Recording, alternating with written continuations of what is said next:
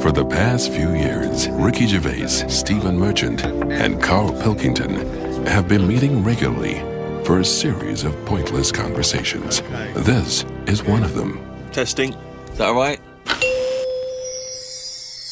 Hello and welcome to the Ricky Gervais Show with me, Ricky Gervais, Stephen Merchant. Hello. And the little round-headed buffoon that is Karl Pilkington. All right.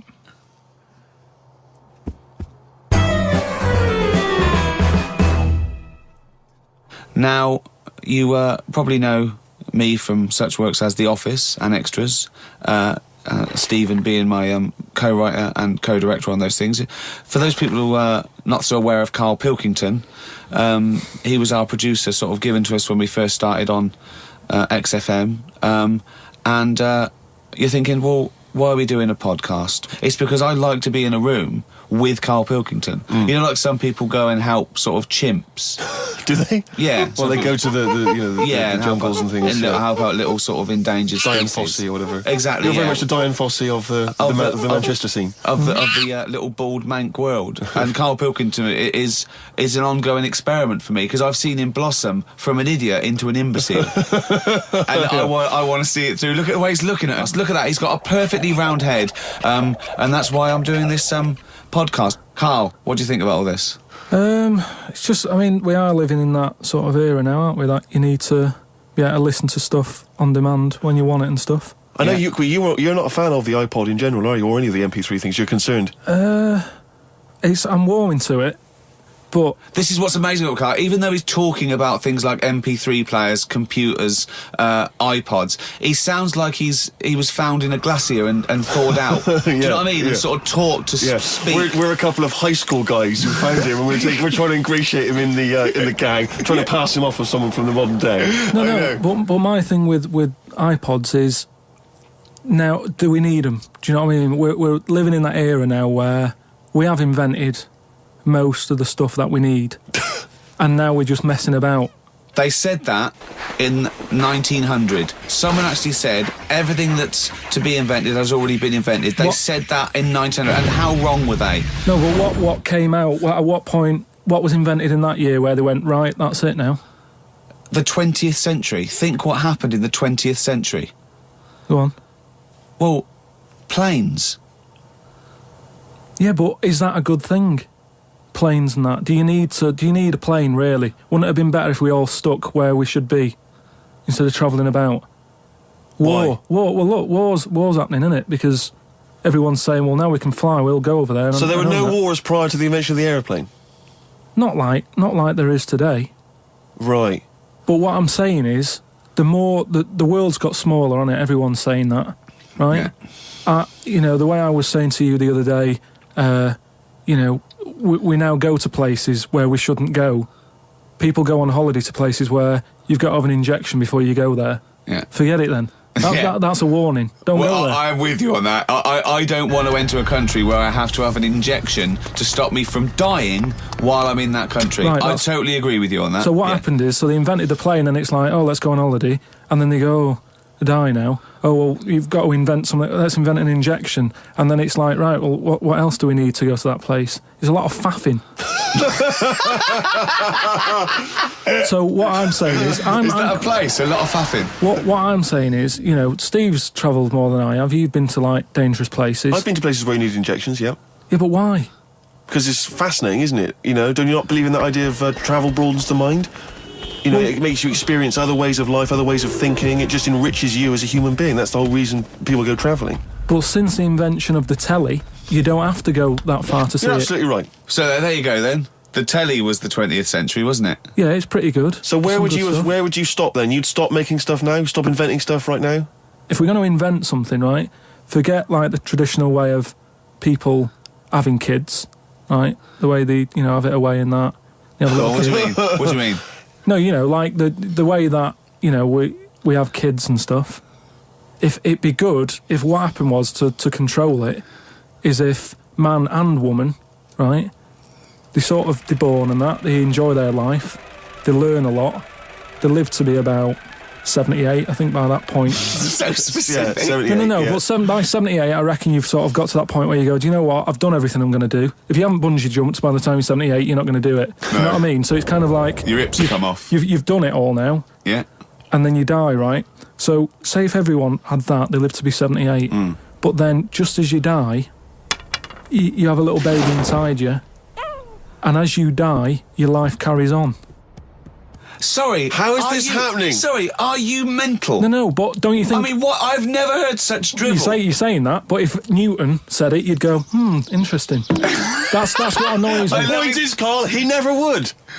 He'd never say it. That's the point. But if you never say it, I don't understand what you're talking about there. What? How was it? How is there a little baby in a 78-year-old? No, what I'm saying is it's like an apple where the apple grows and it's got its little baby pips in it, and the apple goes and the seeds are planted and a new one's born. But that's what happens. But that is what reproduction is. Yeah, but I'm saying babies aren't being born left, right, and centre. It's controlled so that as someone dies, someone's born.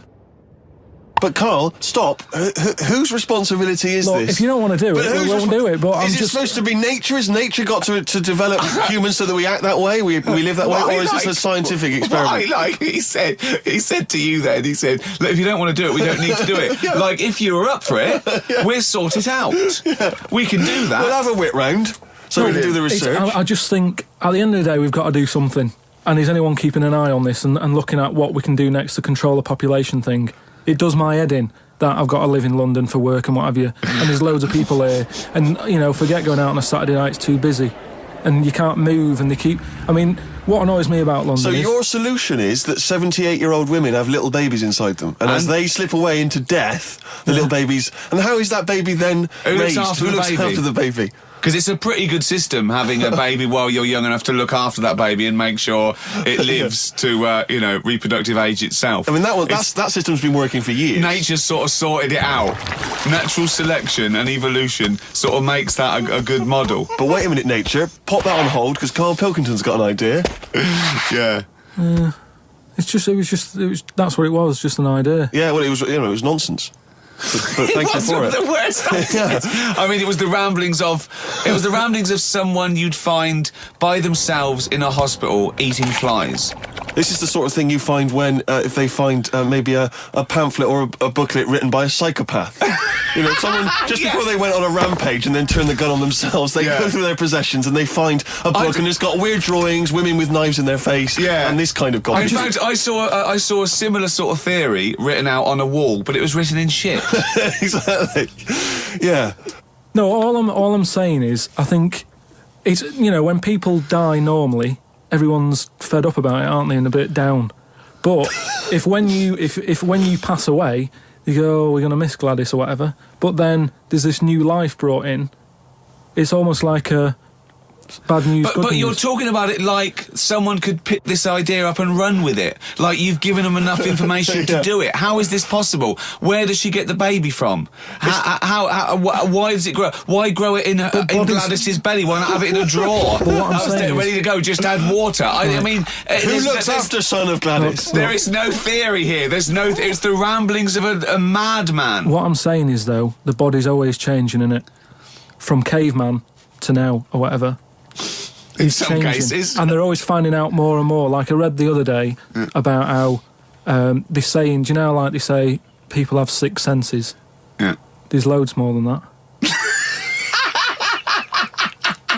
Right, and there's this one... I say, show me that you've got one. No, right, and there's this one that's knocking about. Go on. That, what it is, say if I'm in a pub, right, and I'm just doing a crossword or whatever. Unlikely, but go on. And there's some woman who's walked in, right, and she's staring at me. Yeah. I know she's looking at me, and I look up and I look round, she's looking at me. Right. And they're saying that's a new sense that they found out from, like, doing tests and what have you. Yeah, it's rubbish. And they're saying that's been around since like man and dinosaur was knocking about. They've stopped. No, they've explained I think it's safe to assume that, that with your perfectly round head, people are always stopping and looking. No, but they explained I mean, you just know that there's probably going to be someone there if you look right. They said it's from the time when, like, caveman was, like, wandering about, and he'd go, hang on a minute, and he'd look round, there's a dinosaur there or whatever, and he'd leg it. This is nonsense. One. Not- I hate it when people use the term when caveman was wandering round. Caveman and dinosaurs. Oh, they used to live together. Yeah. Oh, that's the same era. Yeah. What have you been watching? Raquel Welch. What do you mean? Well, what do you mean caveman wandering, knocking around with a dinosaur? You know the Flintstones is only partly based on fact. Dinosaurs and man did not coexist. The dinosaurs had long gone before man arrived. Extinct. Kaput. You don't believe us? Well, you don't believe it because you've seen... Because you saw that film where they took pictures of lizards and magnified them and put them next to men in films so they looked like they were fighting. Yeah. No, but why couldn't that have happened? What is the film with Raquel Welch? A Million Years BC. A Million Years BC or something. A Million Years BC. Brilliant. Yeah. Yeah. No, but... She had a sort of woolly mammoth bikini. Fact. But why wasn't the dinosaurs back then just like how we have dogs now, in a way? He's watching the Flintstones. He's thinking of the Flintstones. Yeah. That's what he's thinking. When he puts out the saber-toothed tiger. Yeah, and then Dido and he mixes his concrete in a pelican. Yeah. I just think that there must have been a crossover point. Why? Why did you say that? Why do you think there must have been a crossover point? There must have been. Because if nothing was knocking about at any point, how did anything carry on? I know. Exactly. Why didn't Hitler meet Nero? It's weird, isn't it? There must have been a crossover. They must have met somewhere. They must have met at a party somewhere. They mixed in similar circles. Yeah. They must have bumped into... I can't believe it. Forget it. Oh. Well, now time for one of our regular features. Monkey News. Do the jingle. Oh, chimpanzee that monkey news. What we're doing here is just giving you a bit of monkey news that's gone on, right? Where a monkey's been involved in it. Good little story in that. Yeah. Are you familiar with the one that went into space? The first sort of thing they ever sent up there before man did it and all that. You see, this is what annoys me with it really. Armstrong gets all the glory, but do you know who went up there before him? A monkey. Yeah. And what happened is they taught it what buttons to hit at the time that it needed to hit them, and the way they did this was like give it bananas. It was like hit the red button, and it hit the red button, they'd give it a banana. Right. And they go, right, reverse is the green one, hit the green one, and then they do that and go, there's a banana. And then they go, right, hit reverse, and it go and get a banana. Right. Hit the red, so it was taking commands on like headphones. Right, but how were they giving it the banana? Is that how you learned to do radio? How were they giving it the banana? What do you mean? No, Well, this is before it went. You wouldn't just go and put a monkey in it and go, there you go, get on with it. They'd sort of put him in one of them capsules that you get. Yeah. And they were on headphones. I don't believe this happened. Well, I'm telling you the story now. So the monkey I don't think they trained it to do anything. I think they sent it up there and he put electrodes coming out of it to see what it wasn't any of that. They did a thing like they do. Like they can with animals. If you give something, like a treat, you can teach it how to do it. It's just like a dog, isn't it? It's called Pavlovian conditioning. However, that was to see if it would salivate or go over to a particular corner, not if it could control a spacecraft. Next one up. It's the next one up. As far as the monkey's not sat there going, oh, I'm a bit under pressure here, it's a rocket. All that's knowing is, I'm getting a banana if I hit that button. That's all the monkey's thinking about. Right? They wouldn't put billions of space but dollars. How can they be sure that it's going to press the button at the right moment? Because it's got headphones on. It's not like willy-nilly. It's not just like pop it in there and see who's that? But what's to stop it from just hitting it any old time? Because it's a monkey and it's not a human. Because he's trained now. But anyway, it's trained. It's fully trained, yeah, go So on. what happened is, anyway... Oh, this is absolute rubbish. They pop the monkey in there. Yeah.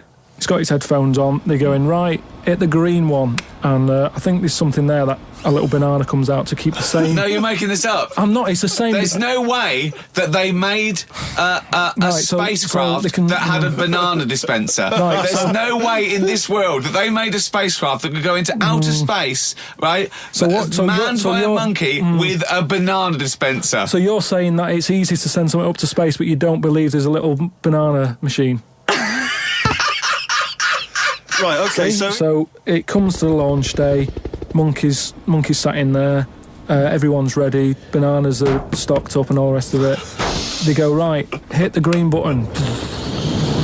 right, and the rocket goes off and what have you. No, they would not make the monkey launch the rocket. Carl, you are living in a cartoon world. So the rocket goes off, right? This is absolute bollocks. It's all going well. I don't know what you're going to... It's not going well. There's no way a monkey launched a rocket. There is no way a monkey launched a rocket, you idiot. It's all going on, so they go and hit the left button and it goes a little bit left. Button! Right, well-known spacecraft command. This is Houston, hit the left button. Oh, brilliant. This is what happened in Apollo 13. Hit the left button. So it goes left. Yeah, it goes left. So it goes left and it's going well. Left! It goes left! Yeah. No, the moon. You're going right. It goes for the moon, everything's going well. Right. They get up there, it does whatever it does. It reverse, it comes back. Right? So then... honestly, you are brain dead. So you are one of the most stupid people that I would rather have the monkey drive me home than you. So the thing is, it lands back, it does a good job and everything, it gets out, and this is sick of bananas. This is where it turns a bit sad, because after it done that mission, right, because it happened and it was all safe and everything, the next one would have been to send man. Right. So the monkey enjoyed it and it was like, well, I want to do it again, right? But they were like... So how did they know that? How did they know he wanted to do it? Just the way it looked and what have you, it was like... Fuck off!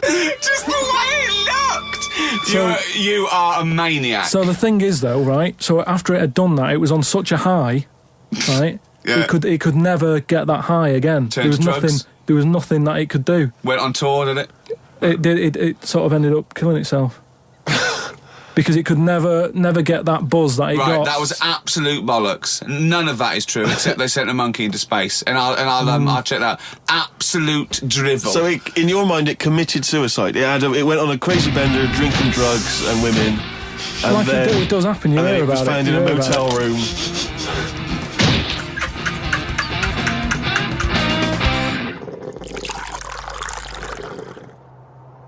I met Derek Akora the other week. Oh yeah, right. Now, who's he? Which one's he? Is he a medium? He can contact the dead. Is that right? He just chats to him and that, passes messages on. Nice of him. So I said, "Oh, tell us something a bit weird and that." So he said, "What do you want to know?" I said, "Just something weird." So he goes, "All right then." He said, "Here's one for you, right?" And he said, "There's this pub out in the country, and he said there's this mug. Do you know those old mugs that they have, where they used to like leave their own cup knocking like about, didn't they? Oh yeah. The tankard thing. Yeah. So there was one of them mugs in there, right? And everybody... Tankard, let's use tankard if we've established that's the word. Tankard, yeah. Because you're the only mug in this story. Right. Believe in it all. High five. Great. So this tankard's knocking about, right? And everyone who's running the pub keeps going, "Oh, I wish they'd stop leaving this tankard about," right? And they pick it up. It must be a pain. Having a tiny, small tankard in a pub, that must be a real grind. So every time they sort of picked it up and went, "We'll have to wash that," and they popped it on a different sideboard. Next thing you know, that person who's touched it died, right? Sure. So they must have been getting through bar staff. So they kept getting a new staff and that. And they were like, "What's the connection here?" Right? What's the connection here? Oh, God. So they get a vicar in. Of course they do. And they go, "Look, there's a lot of weird stuff going on here. This tankard, every time someone touches it, they die." So he said, "Leave it with me." He gets his special water out and what have you. He comes round, does a little prayer, sprinkles it. He goes, "Right, not a problem, don't worry about it." He picks it up, chucks it in the bin. Guess what? What? Dies in a crash on the way home. Because he picked it up. Well, but Karl, you're telling me this like it's fact, and I'm meant to go, "That's amazing." Derek Akora, he told me. Karl, I have no opinion of that story other than I'm pretty sure there was absolutely no connection between touching the tankard and him dying. That's all I'm sure of. It's not just him though, is it? I'm not going to even contest the chain of events. All I'm saying is there is no connection. There is no connection possible because I believe in logic and the laws of the universe. Yeah, but what I mean, you never pick up a vibe of... Like, I've got a mate, right, who he's living in this big stately home, right, and he's living in there now. He pays £100 a month. There's about 80 rooms. Gee. And it's this big stately house and what have you. And I went down there. He said, "Oh, come down and have a look," right? And from outside, you go, oh, this is brilliant. It's like something out of, you know, like The Man of Born or something. You go, this is impressive. But then when you get in, it's like, it's a wreck. And we go in, and all the floors are like a wreck and rotten and stuff. And I looked at the wall, and there was like a little piece of paper stuck on the wall, right? And I said, what's this here? So I wandered over, right? Got right up close to it, and somebody had roted. Somebody had roted? Oh. Somebody had roted. Right, go on, sorry. So there's a little sign there, right? And I go up to it, and it says, flies, right? With an arrow. Flies, like, flies this way, right? I think that's a bit weird. So I follow the arrow, right? Which goes to this corner where there's a shelf. About 3,000 dead flies on it. Oh, my God. Condom stuck on the top. That's weird, isn't it? That is weird. That is weird. Right? So I'm looking at that, and there's loads of stuff on the floor and that bits of paper. Picked up this bit of paper, right? And it had, like in biro and that, it looked really old, like it'd been there years. And it had something like, need nappies, dummy, right? Blankets, blah, blah, all this, like, all stuff for, like... And I turned it over, right, and it said, none of this now needed, baby dead. Right. Now that's weird, isn't it? Now that's what I'm talking about when you get a bad vibe. You go, that's who's been in here? It's bad vibe. It's just based on the fact that... Your mate's in charge. Yeah, that's terrifying.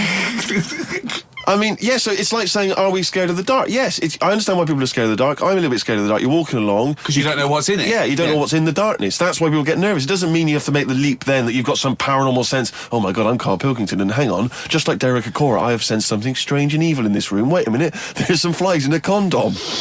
I was right all along. That is weird. Flies in a Johnny equals badness. the flies in the condom was weird. It's weird. I don't know. But the note.